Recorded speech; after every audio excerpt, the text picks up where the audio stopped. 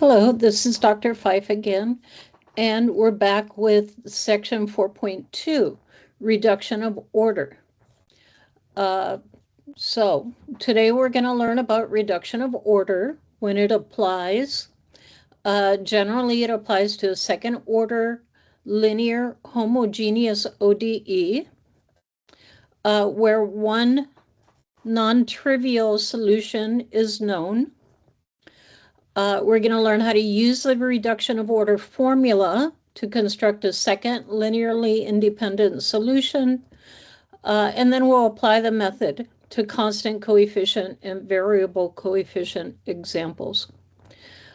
So we use reduction of order when we know one solution, not zero, to a homogeneous second order ODE. Here we're given the second order ODE. We know one solution. We're going to make a substitution in order to find a second linearly independent solution. And those two solutions will give us our general solution. This is typical cases when we have repeated roots. And then also Cauchy-Euler equations, which we cover later in the chapter as well. And we'll define that when we get to it. Here's the procedure. That the standard form for the second order ODE, linear ODE, has that second derivative by itself. So if you have a coefficient here, you want to divide by the coefficient so that you just have that y double prime. And so you have your function p, a function of t or a function of x, times y prime. You have a function of q times y equals 0. Identify p, and it'll be useful for the formula. We're going to set y2, that's 2, set y2 equals of u of t times that solution that we know, y sub 1, and we're going to substitute it in to get a second order ODE that we can then make a substitution, w equals u prime, to change that second order ODE into a first order ODE. And then we'll be able to solve that first order ODE for w, and then we'll substitute back in where w is going to become u prime. It'll give us another first order ODE that we should be able to solve.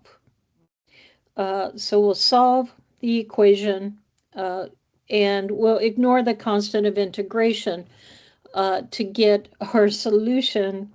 Look at this. That should be a subscript on that first C. We're going to get our y2, which is u times y1, and our solution, these should both be subscripts. Then our y equals c sub 1, y sub 1 plus c sub 2, y sub 2 is going to be the general solution to the equation. So watch, here's example 1. We're given this second order ODE, and we're told that y sub 1 equals e to the 2t is one solution. You could substitute that in and verify that it is a solution. So we're going to find y sub 2 using reduction of order. Notice that this is already in standard form. You just have that y double prime by itself. That's step 1. Step 2, we're going to let y sub 2 equal u, a function of t, times y sub 1. So we're going to let y sub 2 equal u times e to the 2t. We're going to substitute that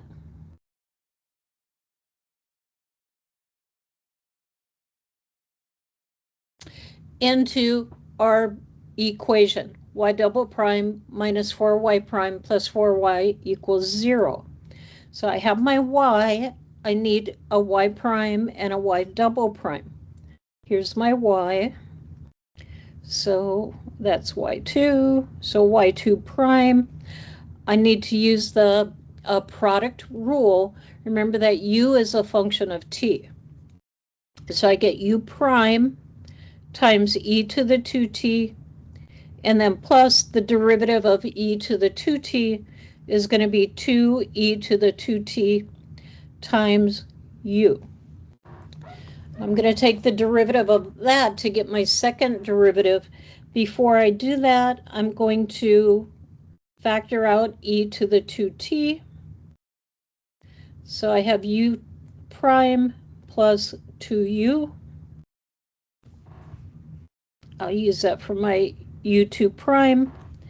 And then u2 double prime. Again, I'm going to use the product rule. I'll take the derivative of e to the 2x, or e to the 2t, to get 2e to the 2t multiplied by u prime plus 2u, and then plus the derivative of u prime plus 2u is going to be u double prime plus 2u prime, and that gets multiplied by e to the 2t. And there, again, I'm going to factor out the e to the 2t.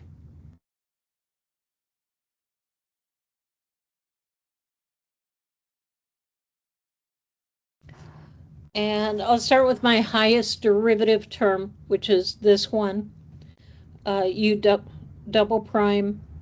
And then I have a u prime term here and a u prime term here. That u prime term in my first group is multiplied by 2.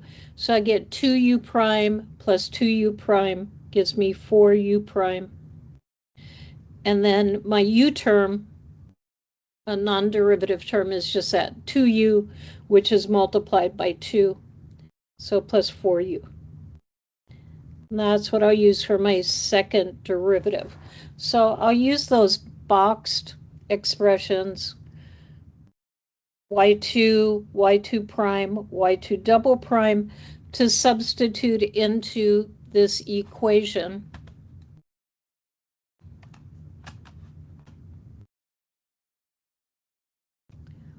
I'm just going to copy that down.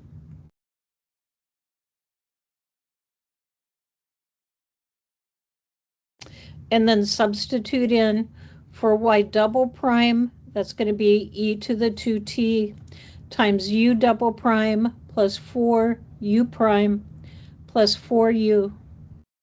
And then minus 4 times y prime. That's this one right here. Let me erase that. And I'll get e to the 2t times u prime plus 2u. See if I have more space. I do. Plus 4y. And my y is u e to the 2t equals 0. So at this point, once you substitute that in, all non-derivative terms should cancel.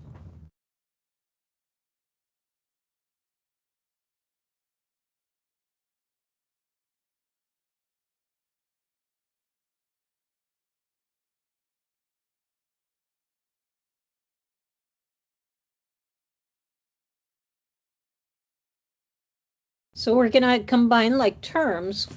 Notice that I have that e to the 2t in common. I'm going to factor that out of everything. And let's see what I have. I've got this u double prime term. For my u prime terms, I have 4u prime, and then this is minus 4u prime. And then for my u terms, I have 4u.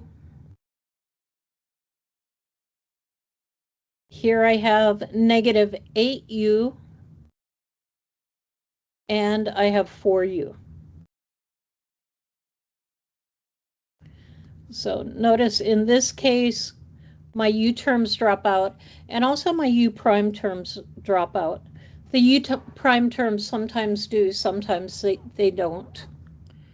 But in this case, both of those will drop out, and they leave us with e to the 2t times u double prime is equal to 0.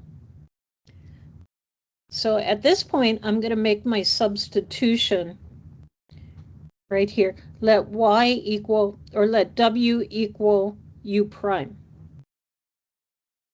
So we're going to let w equal u prime.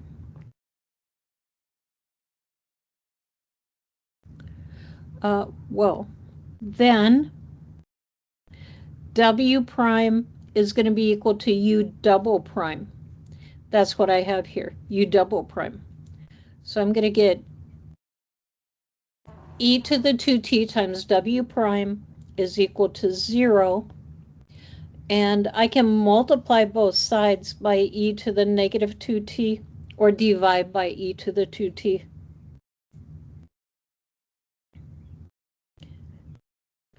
And that'll give me w prime equals 0. Gives me a first order ODE to solve. We can solve by integrating with respect to t. And when you integrate 0 with respect to t, you get a constant. I'm going to call that C1. So W is equal to C1. And then I'll go ahead and substitute in U prime for W. So that tells me that U prime is C1. And then I can integrate again to get U is equal to the integral C1 with respect to T. And C1 is just a constant. When you integrate that, you get C1 times T plus another constant of integration, which I'll call C2. So, and that's what we did here. We solved the first order ODE, and then we substituted back in and solved the second order ODE. We're going to ignore the constant of integration. We're going to ignore that C2, and we're going to just let U equals C1 times T.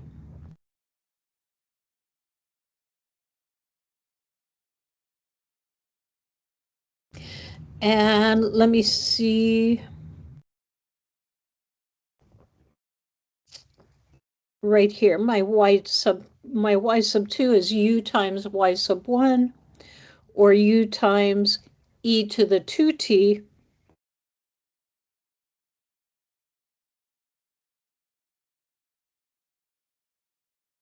U is C1 times t. If I had ignored that first constant of integration, then I would just have y sub 2 is t e to the 2t. That's my second linearly independent solution. If you don't ignore either constant of integration, then you would get this. You get y sub 2 equals C1t plus C2 times e to the 2t. And that would give you C1t e to the 2t plus C2 e to the 2t. And if you replace a y sub 2 with y, then you get what's called the general solution. That consists of both linearly independent solutions. This t e to the 2t and e to the 2t are the two linearly independent solutions. Actually, this one's y1 and this one's y2.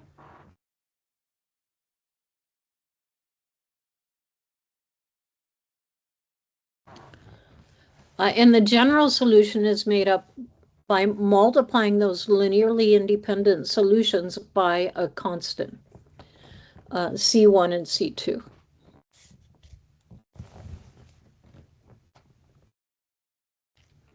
There is a formula for reduction of order. I honestly, I rarely use the formula. You can look in the book to see the derivation of the formula. But for the formula, you identify your P. P is the coefficient of y prime.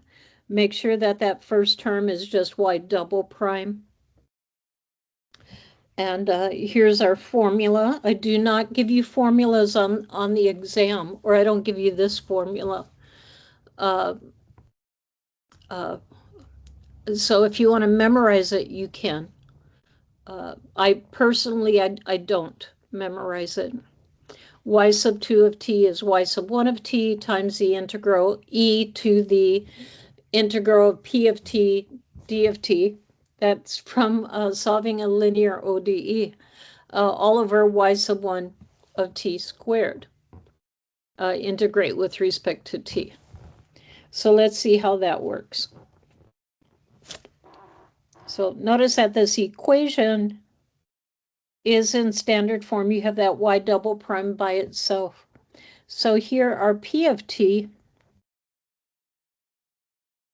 the coefficient of y prime, is 2 over t. And we're given one solution, t.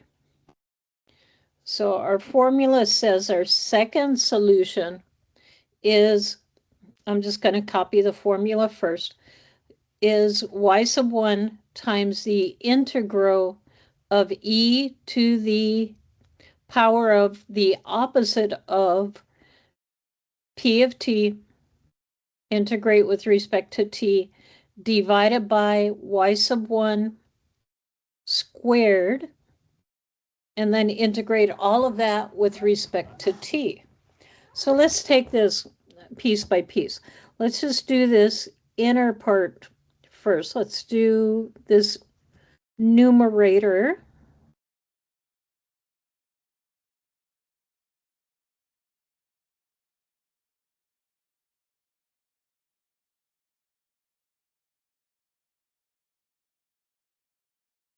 P of t is 2 over t. And when you integrate 2 over t, you get 2 natural log of t. So we have e to the negative 2 natural log of t.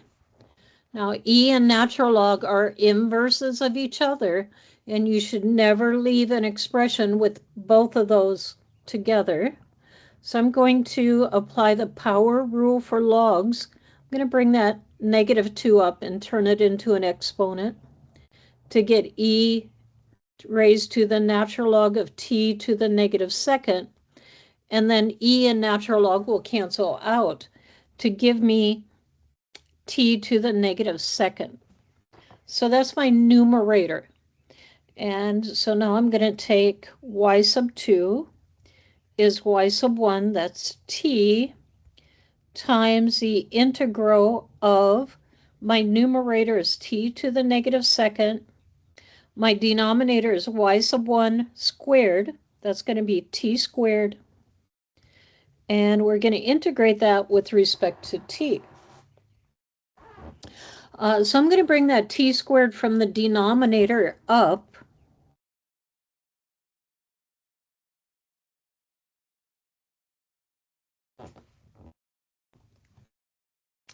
And that will give me t times the integral of t to the negative fourth.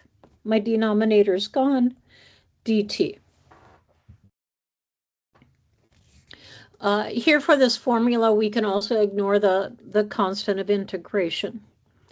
When you integrate t to the negative fourth with respect to t, you increase the power to get t to the negative third, and divide by the new coefficient, divide by -3, plus a constant of integration, which we're going to ignore. And then multiplying t times t to the -3rd, I get t to the -2nd divided by -3. So that's my y2.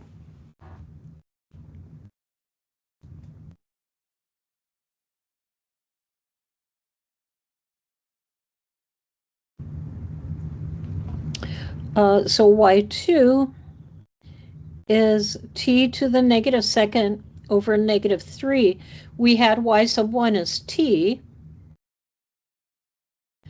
And my general solution then is going to be y equals c1 y1 plus c2 y2. I get y equals c1 times t plus c2, it's a constant, times y2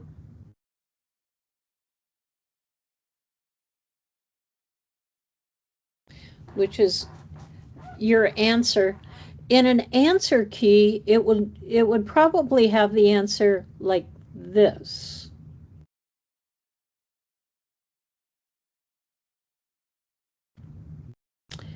And they would ignore that -3 because that -3 is a constant and the C2 is a constant. And they consider those constants to combine together. If you take C2 divided by -3, you just get another constant. So I could not say that these are equal, because they're not. C2 divided by -3 is not the same as C2. But both answers do work, and they're both general solution. Both are general solutions. This one is better because those constants are combined.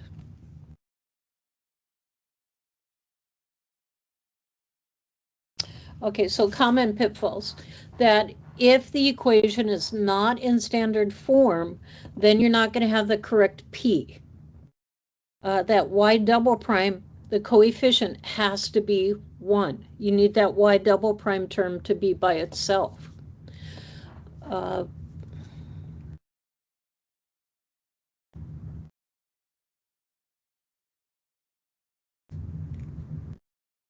Also, you want to make sure that the y sub 1, that the interval that you're working on is going to be somewhere where y sub 1 is not equal to 0. In this case, when t is 0, you could have issues. You could have issues.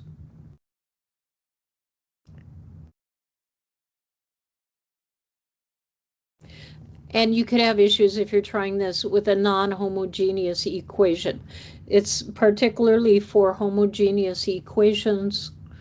Sometimes it will work with a non-homogeneous equation, but not generally. So we have the formula, or we can just substitute in and work out the second solution. On the test, I usually give you a question like this first one, where it's like a fill in the blank type question. After identifying the y, then you let y2 equal u times y1, and then I ask you what is y2 prime and y2 double prime. I tell you substitute it into the equation and simplify. In this case, when you simplify, this is the equation that you come up with. And then make this substitution and solve. And then what is the equation? And the solution to this equation is w equals c1. And then what is the final solution, or what is the second linearly independent solution to the equation? And that's what we have here. So like lots of fill in the blank type questions. And that's reduction of order. So that's section 4.2, very briefly. If you want to see more problems, there is a longer video, and there's also notes in the module that on the more difficult questions, when students ask, I'll work out the solution to it and post it in the module. So check in the module to see if there are more problems worked out step by step. And with that, we're going to go on to section 4.3, solving higher order linear equations with constant coefficients. So I'll leave now and come back in a minute.